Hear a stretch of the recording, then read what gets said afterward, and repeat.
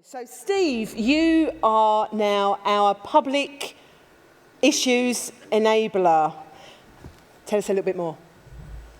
Thank you, Claire. Claire's to blame is what she's saying. Since November I've been the Public Issues Enabler for the BU, which involves being part of a group called the Joint Public Issues Team, which I'll talk a little bit about in the session, but if you want to know more, you can find them in the networking zone. And I'm ready when you are. Ooh. In 2016, moved by the images on TV about the Syrian war and the desperate plight of those who had been forced to flee their homes, the church members of the church at which I was a minister decided to offer a flat to house a family of refugees. Just a few months later, Abdul and Fatima arrived with their teenage daughter in the UK, with almost no understanding of the English language and clearly shaken by their traumatic experiences of the war. In the following years, Abdul and Fatima established themselves well in the local community. Abdul's English improved quickly. He got a job at a local school. They had another child, and they became friends with many in the church. But for all that was going well, one thing dominated their thoughts: a son from whom they had been separated and was suffering the worst consequences of the war. We worked tirelessly to find a way for the family to be reunited.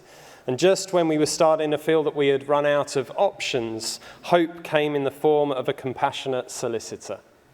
It took over a year to build a case to prove through the courts that this young man should be reunited with his family in the UK, but prove it we did. And so last April I went to Stansted Airport to reunite Abdul and Fatima with their son. His sister and his little brother, whom he'd never met, were also there to welcome him to the UK. The family kept thanking me for all that we had done, but I just wanted to thank them for the privilege of being their friend and walking with them through this difficult journey. The truth is, 5 years previously, I had no idea what a transformative blessing it would be for that simple decision to be made in a Baptist church members meeting, a decision to offer the hand of hospitality to a group of strangers. The Joint Public Issues Team is a collaboration of the Baptist Union, the Methodist Church, and the United Reformed Church. Together, we speak for and work with our churches towards peace and justice. In particular, we have 6 hopes for a better society. Firstly, a just economy that enables the flourishing of all life. Secondly, a society where the poorest and most marginalised are at the centre. Thirdly, a planet where our environment is renewed. Fourthly, a world that actively works for peace. Fifthly, a society that welcomes the stranger. And finally, a politics which is characterised by listening and kindness and truthfulness. They are ambitious hopes indeed, but we believe wholeheartedly that God shares these hopes. Indeed, that God's heart for peace and justice in these and other areas of life is central to the gospel we as his church are called to preach and embody. Imagine a society where no one is without, where those previously on the outside are honoured and valued, and where all are given the opportunity to live life to the full. Imagine a society in which God's creation is lovingly tended, where leadership is defined by integrity and compassion, and where wars are no more. Imagine a society where the hostility towards the other was a thing of the past, and hospitality was the default posture of us all. Some days I find that kind of society almost impossible to imagine. But then hope comes as another 4 people email me to offer their homes to Ukrainian refugees. another 4 people or 4 families who have chosen hospitality over hostility.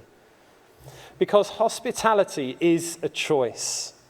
It's not a spiritual gift that is imparted upon some. It is a divine privilege that is open to us all if only we would choose it. So let me ask you this. Do you consider the striving for such a just and peaceful and hospitable society to be a fundamental part of the church's mission? I believe it is, but not all Christians do. You see, some see hospitality, justice and peace as optional extras to the ultimate calling on the church to evangelism and making disciples. But this is a false dichotomy. It is a nonsense. They are 2 sides of the same missional coin. They are all defining characteristics of God's church that is to embody and advance his coming kingdom. So the question I'd love you all to discuss with your church over the coming year is this.